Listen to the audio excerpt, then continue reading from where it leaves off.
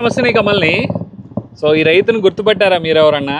So already చూసుంటారు నా ఛానల్లో. పత్తికొండ నుంచి నందిగాం వరకు రావడం జరిగింది. పాపం చాలాసేపు వెయిట్ చేసిన తర్వాత వచ్చి కలవడం జరిగింది. సో 3 సంవత్సరాల క్రితం మనం ఛానల్ పెట్టిన తర్వాత ఒక ప్రేమతో దాదాపు ఒక 500 కిలోమీటర్ల నుంచి నా కోసం వచ్చారనమాట.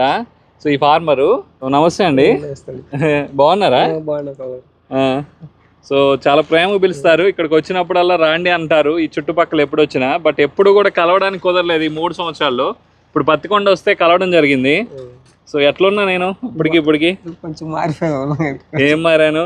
లావ్ అయ్యానా? అప్పుడు బాగున్నానా? బాగున్నా, ఇప్పుడు కూడా బాగున్నావు. అప్పుడు సల్పాగా ఉన్నావు, ఇప్పుడు కొంచెం మందం అయ్యావు. ఓకే. ఈ 3 సంవత్సరాల్లో మీరు అలానే ఉన్నారుగా. వయసు మలుతుంది కదా. ఓకే, మా వయసు మలుతుంది కాబట్టి ఇంకా అట్లాగే ఉంటాం. ఏం సంగతులు, ఏం చేస్తున్నారు? వ్యవసాయం ఈ సంవత్సరం మిరపలేదు, కంది వేసాం. అంతా ఎన్ని ఎకరాలు? ఇంకొక 6 ఎకరాలు వేసాం. 6 ఎకరాలు వేసారా?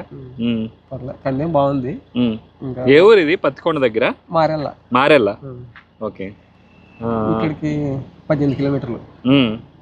18 కిలోమీటర్లు. ఓకే, పత్తికొండకి. ఓకే, ఇంకేమన్నా వేసారా పంట? ఇప్పుడు ఒక 40 సెంట్లు మిరప వేసారు. మిరపేసాము, ఒక ఎకరన్నర బీర వేసాము. ఇప్పుడు 20 సెంట్లు అంతా. పర్లేదా? అంత ముందు ప్రోమో గ్రానైట్ వేసారు, అది తీస్తారా? ఎప్పుడో తీస్తారు కదా. బాగానే గుర్తు పెట్టుకున్నా కదా.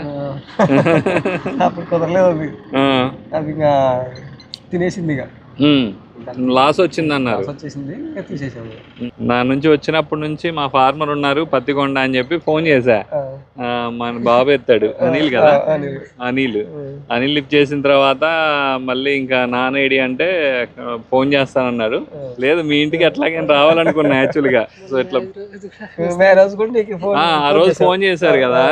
సో నేను ఫ్యామిలీతో వద్దామంటే చిన్న పాప, అప్పుడు మా పాప చిన్న పాప బాగా కొంచెం ఇబ్బంది పడుతుందిలే అని చెప్పేసి ఇంకా రాలేదు. యాక్చువల్గా చాలా ట్రై అనుకున్నా. సో ఖచ్చితంగా మళ్ళీ ఏదైనా మీ ఇంట్లో ఫంక్షన్కి అయితే వస్తాను నేను. థ్యాంక్స్.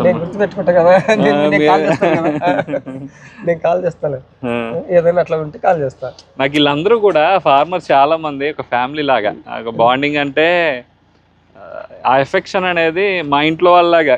నన్ను కానీ కమలని పిలుస్తాడు, మా వైఫ్ని భారతి అని చెప్పి పిలుస్తూ ఉంటాడా. చాలా ఒక సొంత బిడ్డలాగా పిలుస్తాడు. ఆ పిలుపు అనేది చాలా బాగుంటుంది. సో థ్యాంక్ యూ అండి. అమ్మాయి కూడా ఎప్పుడు ఫోన్ చేసినా మంచిదండి, వస్తాం. ఎక్కడికి వెళ్తారు ఇప్పుడు ఆదోని వెళ్ళి అటు వెళ్ళిపోతాం, బళ్ళారి వెళ్తాం.